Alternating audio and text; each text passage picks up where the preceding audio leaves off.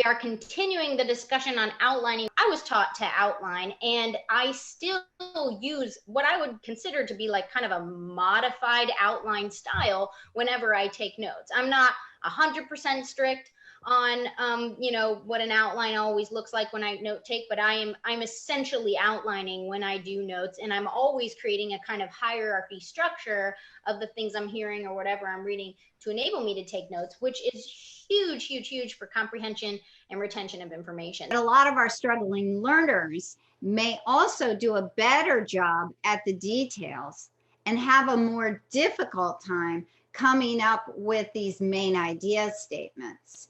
And so sometimes we have to go back and kind of help them recreate some of the main idea statements by having them work a little bit in the reverse, that getting the details down and then back to main idea. So I just want you to be aware of that, that as you're thinking, we have point Roman numeral 1, and then under that is subpoint A, and under A are 5 details.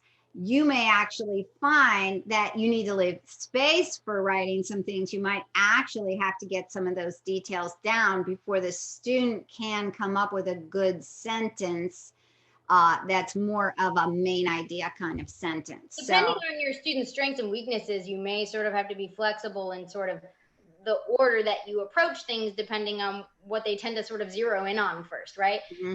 They might be, I would say main idea tends to be harder than details for students. So that's more likely going to be the thing you have to support more. But you could have a student who's pretty good at getting a gist and then struggles to keep track of details. Right. So, you could have kind of either one happening. Well, and, the thing that we want the main idea to do is give a place to put the details, right? So you need that main idea to hold details. So sometimes students will have a hard time recalling details because if there's 20 details and they're trying to remember all 20 as equal, it doesn't work. Right. But if you put those 20 in 4 different buckets of 5, right, in 4 different main ideas that are under one umbrella idea, right? If you start doing that kind of divvying up, lo and behold, kids' memory starts to improve. Yeah, and the hierarchy of note-taking is really a reflection of how we want the hierarchy of thinking happening in our heads for memory, for retention, for comprehension, because we don't just suck in all information and put it on an equal plane.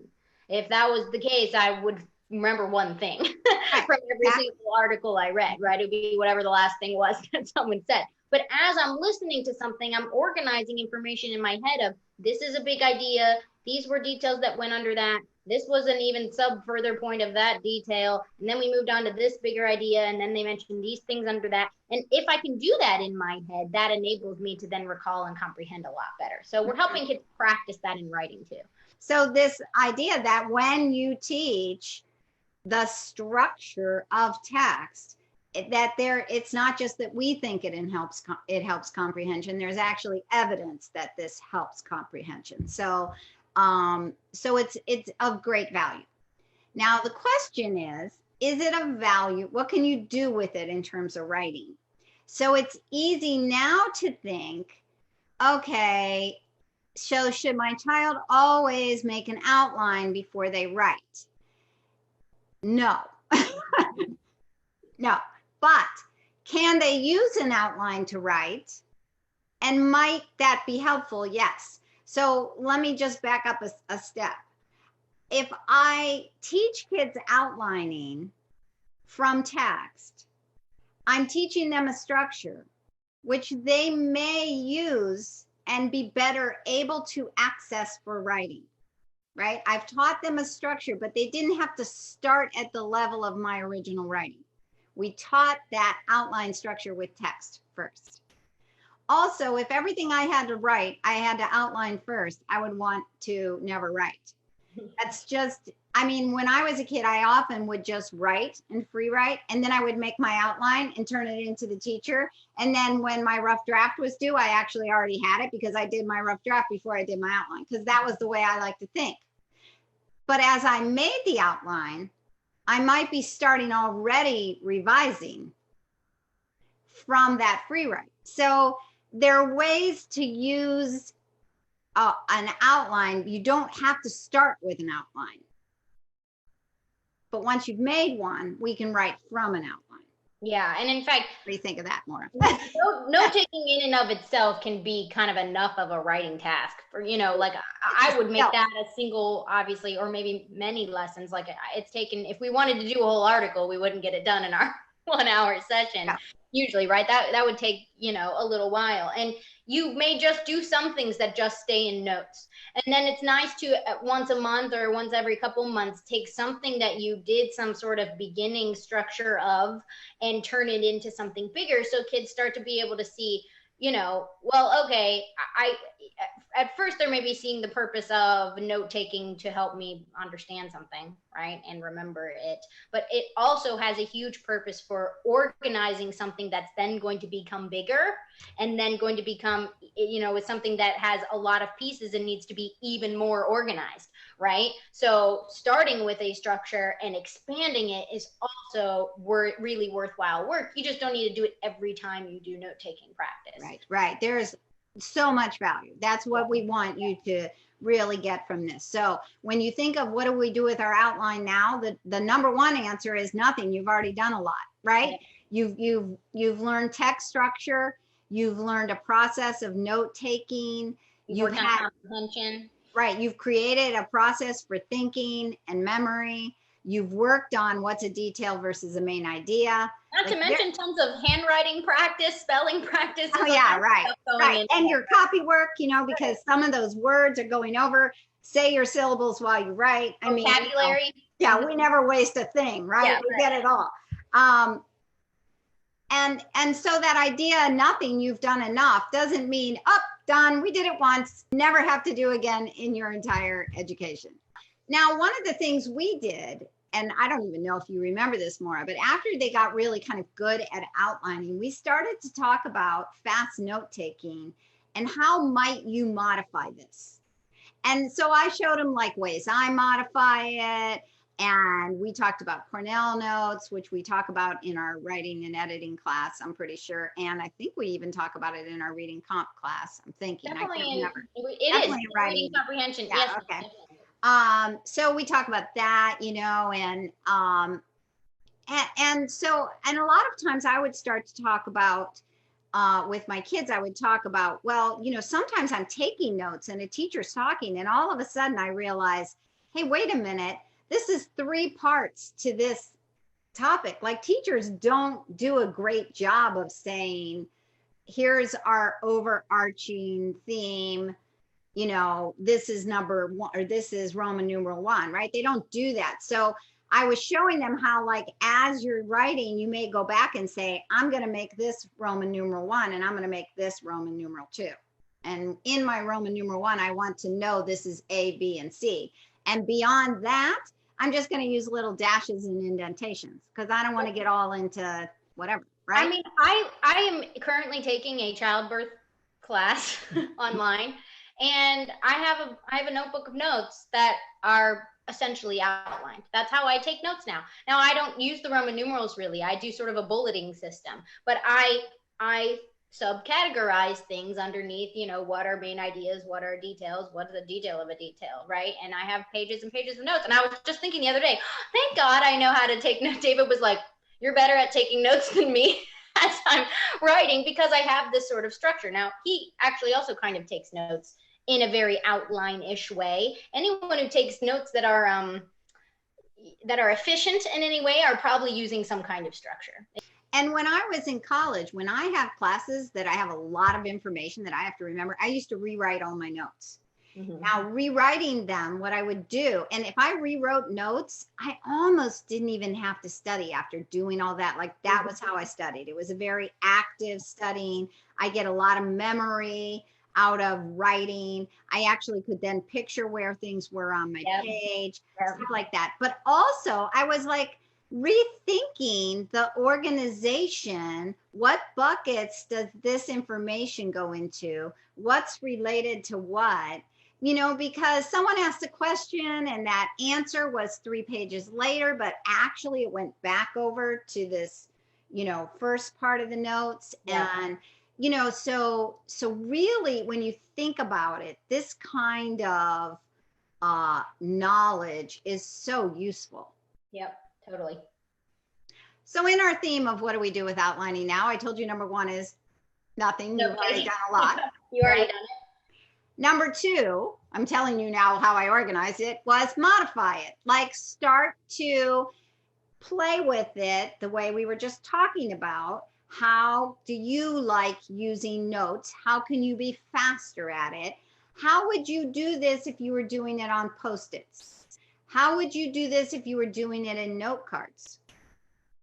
Because sometimes you have to be doing these different systems. How would you be doing this if it was a chart? Teachers in school will give an assignment and say, this must be on note cards. This must be a chart in this format. This must be, you must create a booklet or a pamphlet or whatever, you have to create these different formats. So. Right. So one thing that happens, we have a lot of students who go to a certain co-op here, and every year they have a big research project. So whatever their grade level, they have a big research project. We also have a local public school that does this in their high school. Every year in high school, they have a research project, and what's required gets bigger.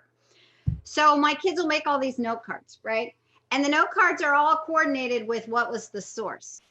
And then they have to take these note cards and begin to talk about, like, how am I going to write this paper? So that's when I get out paper clips and I get out Post-it notes, and we start making main ideas, and we start making piles with these note cards, right? But if they don't kind of understand that structure, it's still a problem for them. We still have to get this idea of what is this outline. So kids who already have had a lot of outline knowledge that they've gleaned from text, when they go to write a big research paper, they have that sense of, oh, this is like Roman numeral 1, and this is like subpoint A. Like they can think in that logical way. Right. But it takes this time of, would you agree, Maura, of having that information going back and forth. Well, and any note-taking work you've done is building up that structure as something that becomes a default, hopefully in the future, right? Right. Having done an outline once of an article once will not.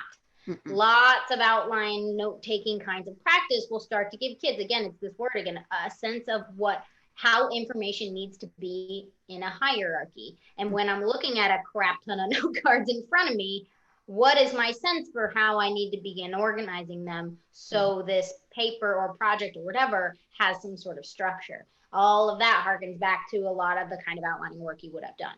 Right. And just to make this even more complicated, now kids are getting textbooks that are online. And boy, doggy, that's going to be even more now, because now we have to have a bunch of materials no one can touch. Now students have to be able to pull up a page and say, that font is more bold than that font.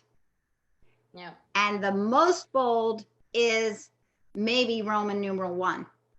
The chapter is the topic. Roman numeral 1, the font looks like this. And A, the font looks like that. Like you have to really, I find for struggling learners, I have to walk them through that process. And especially when they don't have a textbook in front of them and they're not flipping through and noticing this pattern. I had that advantage as a kid. I had textbooks all the time. So no one really had to teach me that because I spent so much time looking at textbooks. But in truth, a teacher may have taught me that, and I don't even remember, right? Because it's just became a part of me. But now when it's online, we've got to be very explicit in how we just show kids how textbooks tend to be organized in outline form. And now that you know what outline form is, you recognize it in everything you see, right? And Linda just made a comment in the chat too about how online reading often kind of promotes skimming, which isn't so great for comprehension, but the benefit in that is absolutely true. And we have students who do a lot of research showing that. Right? Yeah. And we have students who do a lot of this kind of squirreling behavior too, where they're sort of almost looking for a structure that allows them then to kind of skim through things. But if they don't actually have a sense of a structure, only students who have a good sense of structure and really good deep reading skills can then effectively use kind of skimming type practices to glean the information that they need. And by skimming, I don't mean, you know, I didn't really read all of it, but being able to be like, okay, I can quickly move through something like this because I have a sense of the structure, and I'm not spending a lot of time wading down in areas where I know actually aren't the main idea, right? It allows you to spend more time on the big ideas, get a sense of where the details are. Okay, I'm going to actually make sure I'm focusing on the big ideas first. And then, you know, for this assignment, I needed to also have 4 details, so I know exactly where to find those because I understand it's under here. It allows you to jump around and move around text in a way that's a lot less random. Yeah. And much more. Not just because that picture caught my eye. Exactly. Or here's an ad. And, you know, the other thing, someone mentioned that their student is, you know, all the books are online. One thing is, I would see if you could buy or rent the actual book, because anytime you have a physical book in front of you versus trying to read online, kids may not believe it, but it can be more helpful for comprehension. However, a struggling learner can have access to text to speech because the books are online. They can have it read to them, which is helpful if they have dyslexia, right? Because they're trying to learn information, they don't need to struggle with their reading skill and learning information. That's a great time to use text to speech. And the other thing is they may be able to increase font size and space, which also may help them, but it doesn't help them navigate through the information and get the big picture when you're flipping from page to page that's on a screen. It's just not the same. Well, and I actually want to harken back to a point you made. At one point, you said something like, when I was rewriting my notes, I'd even have a sense of, I'd have a memory of where it was on the page. Exactly. You get that from physical text. You don't get that sense from, or not nearly to the extent, on a screen, because first of all, it's all the same. It's like screen, screen, screen. And when you're working with a book and there's these chunks, and here I'm reading down this paragraph that was right towards the bottom of the page, and I had to physically flip the page, and then this one continued on to the next. You have all of this sense of orientation that comes with the physicality of it that can actually really aid in our memory of recalling information later. And I have the same type of thing. Claire and I were just editing something for Pinwheels, and I was like, I remember we just made this edit. It was like at the bottom of a page near one of those little images. Like I had a little image of it, right? And we were using it on print. We were not doing it on the screen. So, and I wouldn't have had that if it was. And when we edit, by the way, if we can edit all we want on screen, until we print that up, there are so many mistakes. Now, granted, there's always things that get missed in editing, but it's amazing how much we miss on a screen versus if we print the item. So that's really important. And I find when kids write, they often, if they're at the stage of typing, they need to print it and read it before turning in, because editing on the screen is not the same as editing in front of them. So getting us back on track. Yes. Was I not on track? What were we talking about? 1 is make an outline. 2 is, what do you do with an outline? You can. What was the first one you were going to do? First one is nothing. You've already done a lot. Second one is learn how to modify it and move it in and out of different structures. Okay. The third thing is use it to help kids learn how to give a verbal narration. Okay. So because we've taken text and information and we've outlined it and put it in keywords and key ideas, not whole sentences, and it's really hard to get some kids to get off the whole sentence. Well, remember, if you're like, wait, how do I do that? Go back and watch my first part 1, because I talked a lot about working on getting kids to write in sort of this truncated note-taking type language that's not giant sentences. Right. So now they have to take the outline and they have to begin to try to create sentences based on what they see. to give a verbal narration. And let me just tell you, this can be tough for kids, especially if they have expressive language weakness and if they have memory weaknesses. So the outline will help trigger memory. For some kids who have really strong memories, they're like, oh yeah, I remember. I could talk for 5 minutes on this topic, right? For other kids, they see that phrase and they have a hard time expressively putting a phrase into a coherent grammatical sentence. Especially if it's a new vocabulary or terminology of any kind. Oh yeah, absolutely. Well, we all struggle too. If we don't really know that vocabulary, we don't know how to put it in a sentence. Right. Right? But we want kids working on trying to use new vocabulary. That's part of how new vocabulary gets in our system, right? Right. I mean, what's the best way to work on your expressive language skills? Using them. Right. So to have kids give verbal narrations, we don't just do this because it's hard for them to write and we're avoiding writing, right? I mean, that's how some people are using verbal narration. That's not why. There's actually, I mean, you want writing too. We don't want to be avoiding writing, but we use verbal narrations because it's a huge level of competency that is so important. Right. Huge for comprehension of a topic. So if you've ever heard of, well, in verbal expression, I think of those, nice. Those things. But if you've ever heard someone say, you know, well, when you can teach it, then you know you really know it, right? Taking something that you've done in note form and working on it in or moving it to verbal narration form is going to be huge for memory, huge for understanding of that topic, because you're going to have to grapple with a lot of your maybe gaps of knowledge when you're then having to put it into syntactical sentences that make sense. And then also it's just big for increasing your linguistic complexity. That kind of practice, we want kids, especially any kids who are language impaired in any way, having to practice doing that. So the key piece, you have a comment? I just have a favorite story about that. Okay. I'll finish.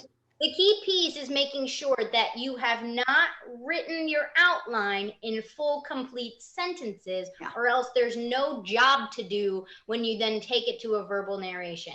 So I had a student I just did this with. We worked so hard on the note-taking language so that he didn't have as much support.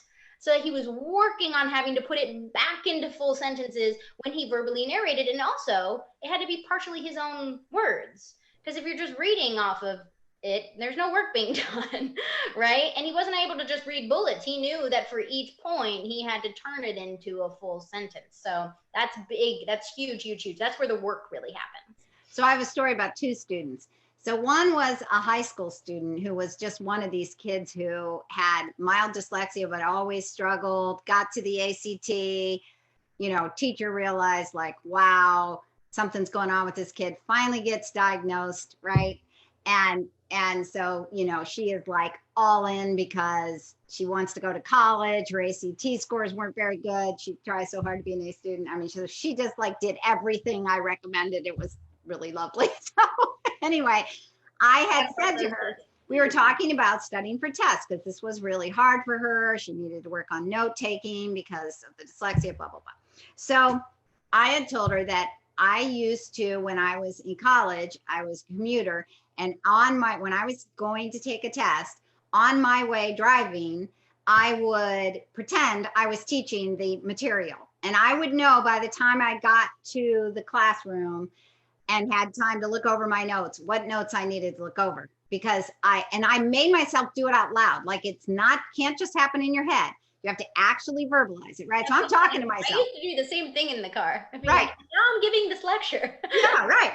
And so then you'd really know what you know, and you'd know what you need to look at again, right? So I would do that. So she took that to heart, and she would always go down into her basement anytime she was going to take a test, and she would stand up and pretend she was the teacher. And she would make herself teach all of the information, and then she would know what she knew and what she needed to spend more time on. So I told another student this story who was in middle school. And so she was this sweet, I mean, these are both females, and I've told males this and they've done it too, but these two just stand out in my mind.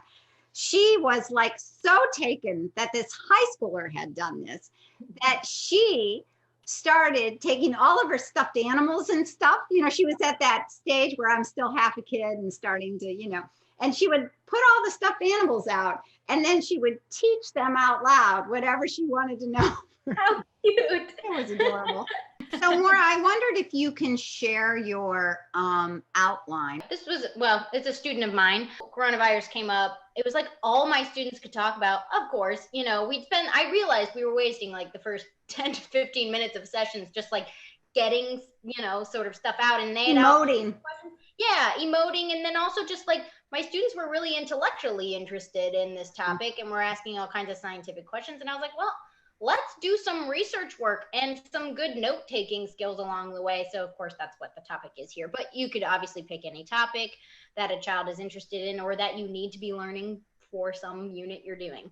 And we just practiced going through the article, and we were doing it in typing. She's in high school and she's, you know, typing most things at this point, and it was easier being online. So I would recommend for any intermediate kid, though, to be starting with lots of outlining work by hand, just so you know. And I think I had showed, yeah. Oh, they can't see. Oh, can they still see me in the top little corner? I think I had showed that I was doing it as a combination with cursive work with one of my students. Right. And I think this is the same article that he did too. So he did it by hand, she did it typing. And the hardest part for her was figuring out this hierarchy and also not writing an entire sentence each time. You can see that. You can see. Yeah, you'll notice we were really working on, you know, this was the section called background. Sometimes articles sort of give you those headers that can be your main Roman numeral.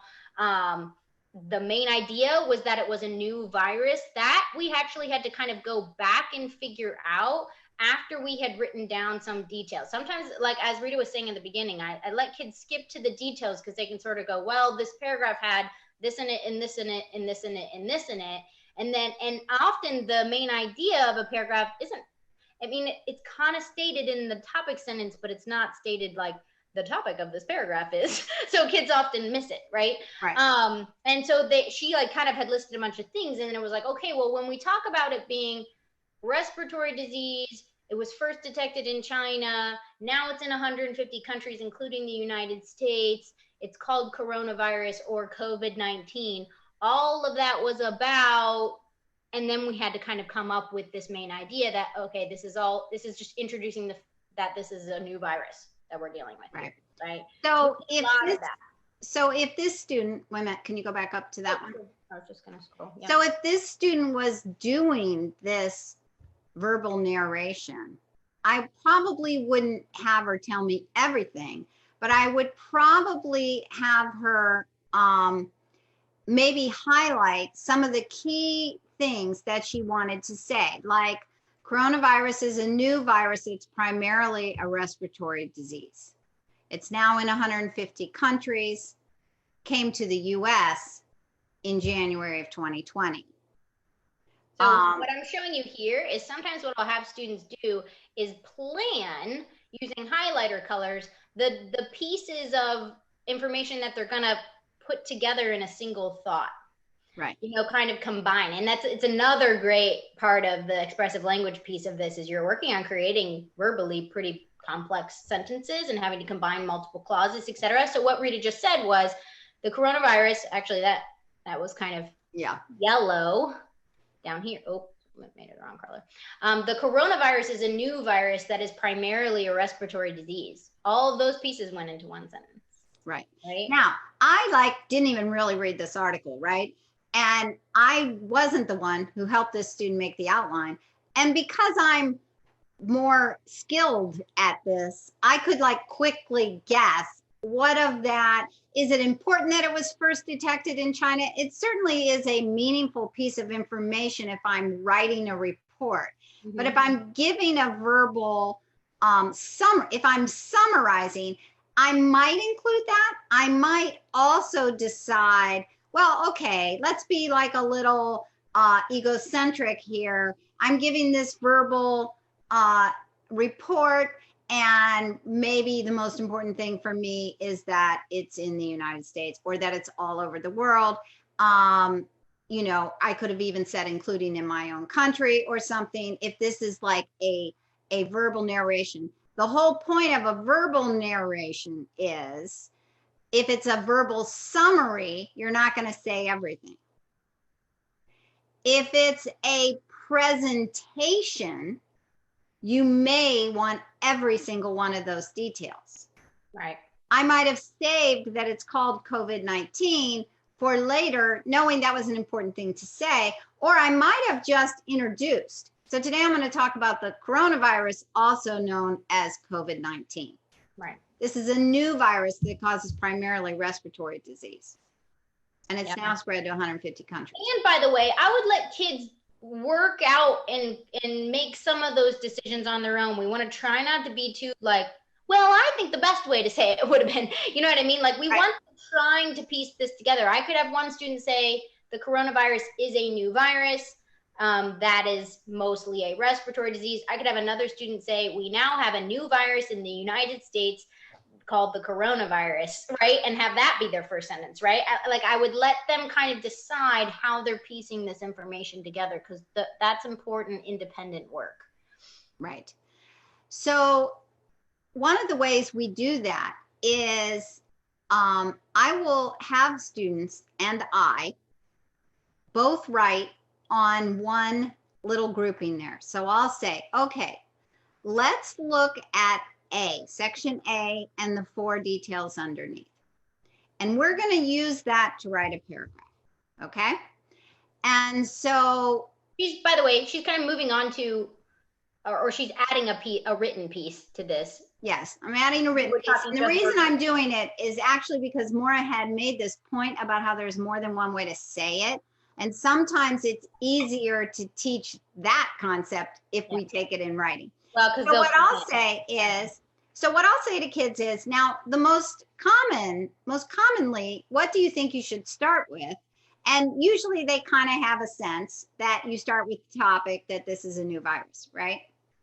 And so, and then you add the details. We have a new virus.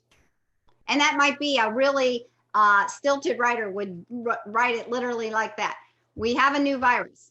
It causes respiratory disease. Right. It was first detected in China. Yep. It is now in 150 countries. It is also in the United States. It is called the coronavirus or COVID-19, right? Which, by the way, is a bit problematic because that detail, as someone who understands sort of the big picture, really probably belongs more at the beginning, right? It might be the topic. We have a new virus called, okay?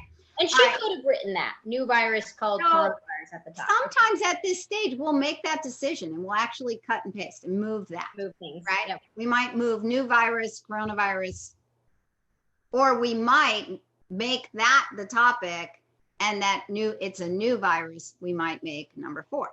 Well, we might have realized new virus called coronavirus. The fact that it's also called COVID-19 is kind of a detail, right? So coronavirus feels like maybe it belongs more at the top. Okay. And reorganize maybe the other way around. Maybe it's called COVID-19 and the fact that it is a coronavirus family is, I don't know, I guess that maybe your topic is coronavirus and it is, a new virus, right? Maybe you want to write it that way. Right. So, but then I'll say to students, okay, so we could start with that topic, but you know what you could do out of interest is you can start with the detail and then weave into the main idea and then weave back out with details. And so we mess with that. There was a respiratory disease that was first detected in China. Or this year, respiratory disease was detected in China. Nobody knew what it was. But then they discovered this new virus was called the coronavirus, right? And then they discovered what it was. Right. Coronavirus. Right. And what we do is we take turns. So we'll say, okay, so on this one, usually I'll take the harder way, so I'll say, okay, on this one, you're going to start with A as the topic sentence, the first sentence, and then you're going to give all the details and you're going to write that.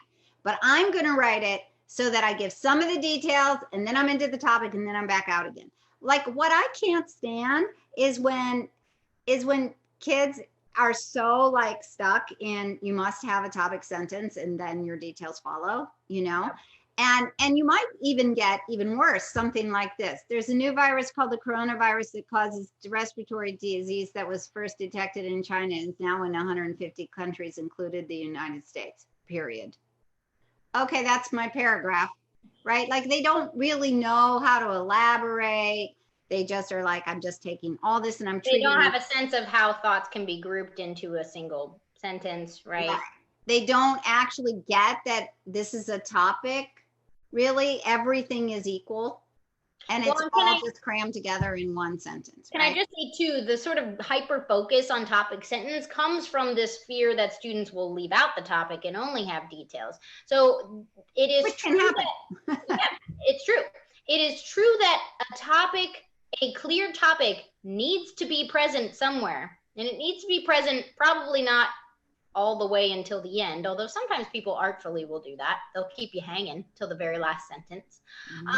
But it doesn't always have to look one way. So if you are always having your students practice topic, sentence, detail, detail, detail, detail, all of their writing will always look the same and have no syntactical variety. And we want syntactical variety in our writing. That's what makes interesting writing. So that's part of what this practice is, helping them become flexible writers. Right. So just taking one paragraph from this or a couple paragraphs, writing a couple paragraphs, like this is, how long is this outline, Moira? Like 3 pages long? I mean, it's a couple pages, 2 or 3, 4. Yeah.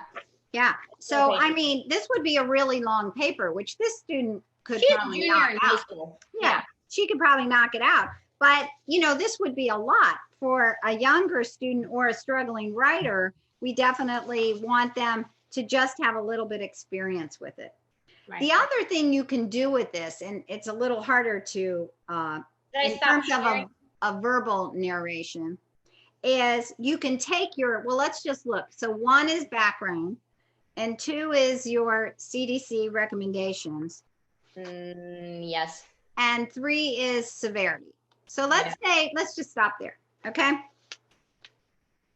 So one thing I also will do is help kids see that the outline has helped them determine what they're going to talk about. So let's say we just, you know, we might just actually pick 3 things, but not those 3. I'm just going to do them in order. So then when they go to write their thesis, they know now what 3 things they need to mention. Yeah. You know, the coronavirus is new, with an interesting background, its own set of CDC recommendations, and a high level of severity or something like that. And now I've like told the reader, I'm going to talk about these 3 things. And they were able to verbally kind of work through, what do I want my thesis to be, because they had this in front of them and they knew what those 3 main topic areas were. So I just want to point out again, just so you're kind of tracking, you can use your outline to practice verbal narration skills and increased verbal expression complexity. And flexibility. Right? And flexibility. And you can also use your outline to work on taking notes and putting it into writing for increased written expression complexity. And thirdly, you can do it sort of in stages where you start with your outline, you use some writing to sort of almost rehearse the kinds of syntactical complexity you can have. As Rita was saying, I'm going to try it this way, you try it this way, now let's try it this way on just some portions of it, and then do your verbal narration to help enhance their ability to increase their verbal complexity, or vice versa. Do a outline and then verbal and then written, right? Whatever kind of your big one is can be last. Right. It's very important. This flexibility, this linguistic flexibility is really, really important. And some of our programs don't teach it, right? They teach you one way. Yeah.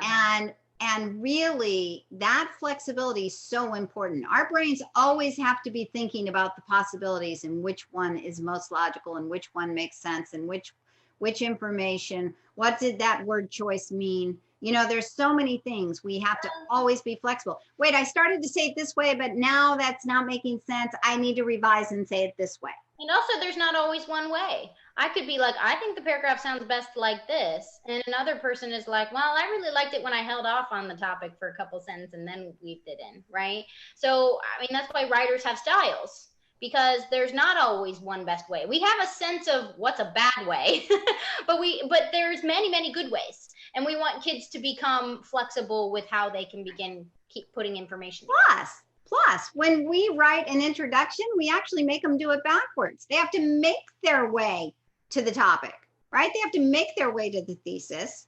Right. And then every other paragraph is following this different pattern. So they actually really need, and sometimes, in my opinion, the thesis sentence doesn't have to be the very last one. It could actually have a follow-up sentence or two. That's okay, right?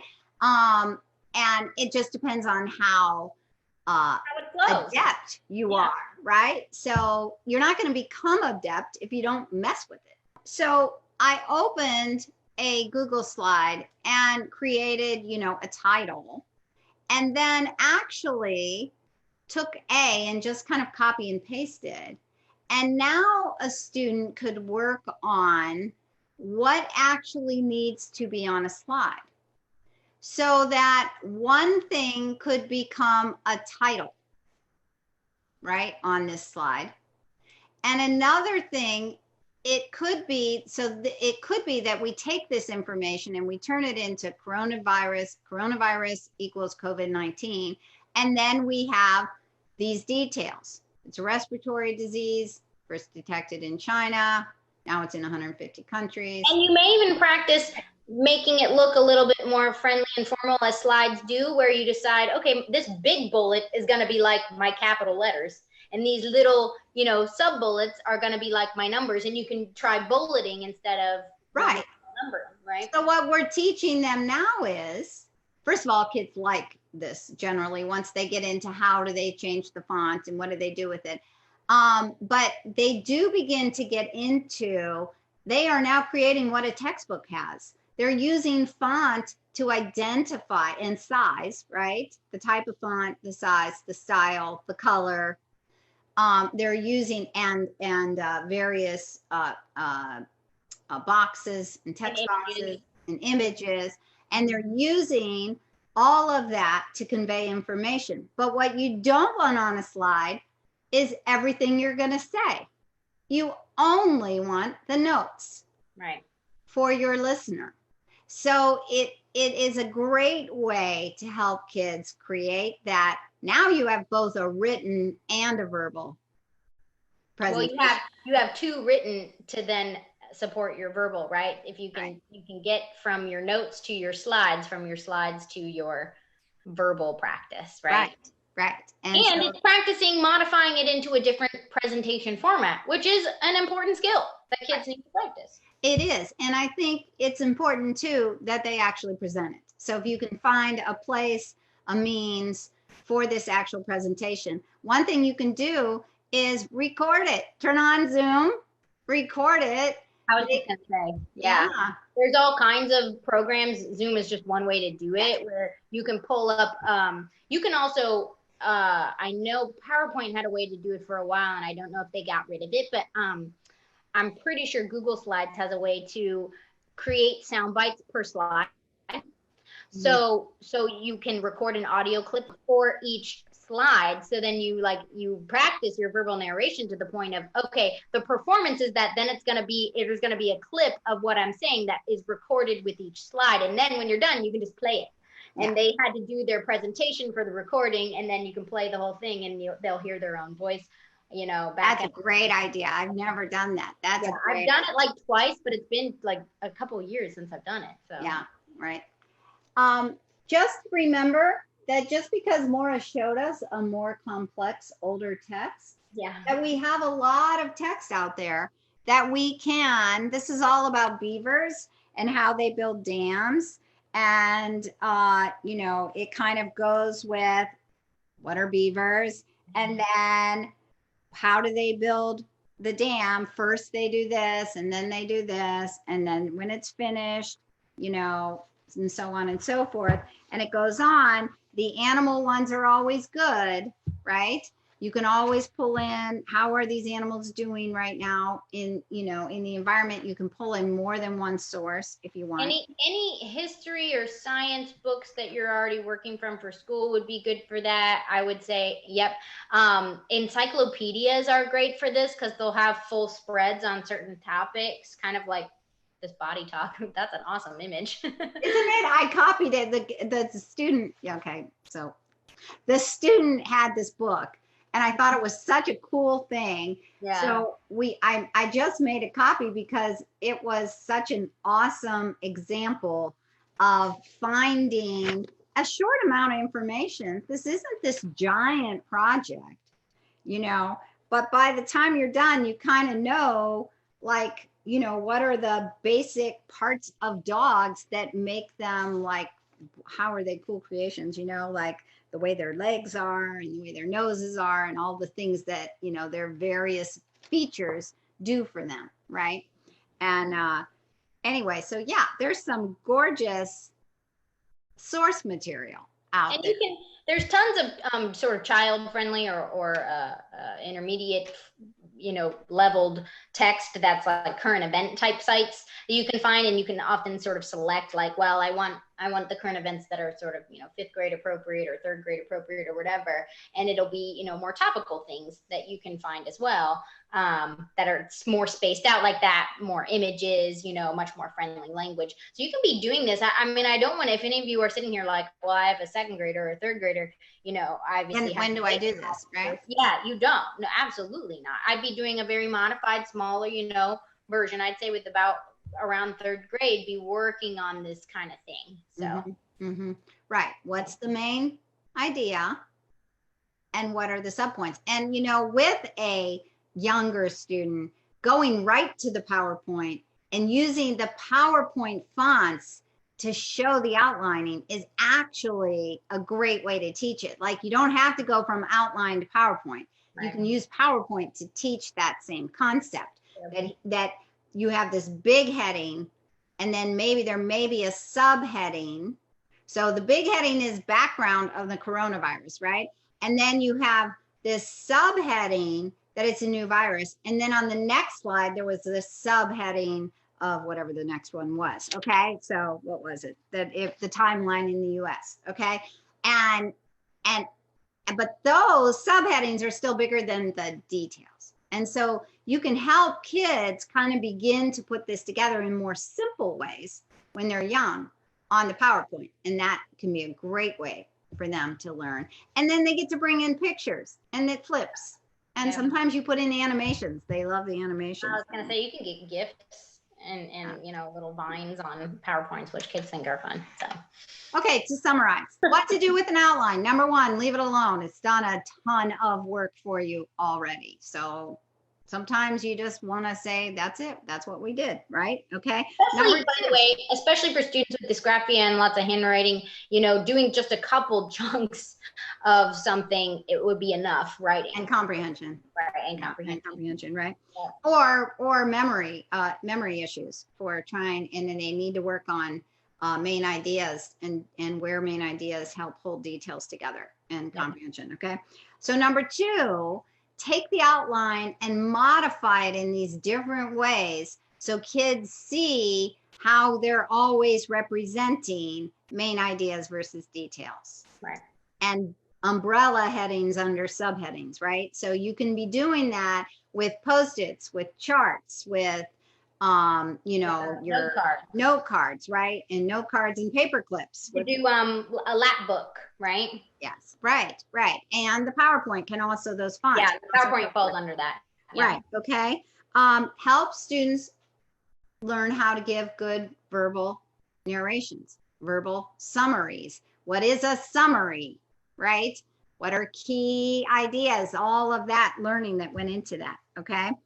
Have them take one section and create a good paragraph and work on that flexibility of how we present information. Yeah. And we used to do it like we would do, okay, so this time we take the same paragraph. And the first time we write it, topic sentence first. Second time we write it, topic sentence in the middle. Third time we write it, we make our way to the topic sentence. And we would do that with a couple of them. And so they constantly, for the same information, they had to figure out how to do it those 3 ways. It can also be great grammar work where you work on what are the different ways I can combine some of these elements into some bigger clauses or sentences with more than one clause, what we call compound complex sentences, right? So I've done that with students where we'll get out our list of conjunctions, subordinating and coordinating. Those weren't written on the notes, right? But I'm going to have to be in writing or verbally using some of those to connect my information together. And we'll kind of figure out, well, I think these two, and I might be able to even throw in a, which or even though, right, to kind of get some of these together. And even logical grouping to logical grouping, now that you say that you have this therefore, however, right, that this next section is a however, but all told this section is now a therefore, that kind of thing. Okay. And the last was use it to create PowerPoints can really be useful. And if you think about it, a PowerPoint by nature gives you lots of bits and pieces of writing, but it also is not supposed to be a paragraph on a PowerPoint. It is supposed to be key points with headings, right? With main ideas. It's set up to be exactly that. And it has a lot of pleasing features too. It's off the page. Kids get to pull in some other, creative pieces in a PowerPoint. They're super useful. They have a sense that a lot of people make PowerPoints, and so kids are often really, willing to engage in that format. So it's right.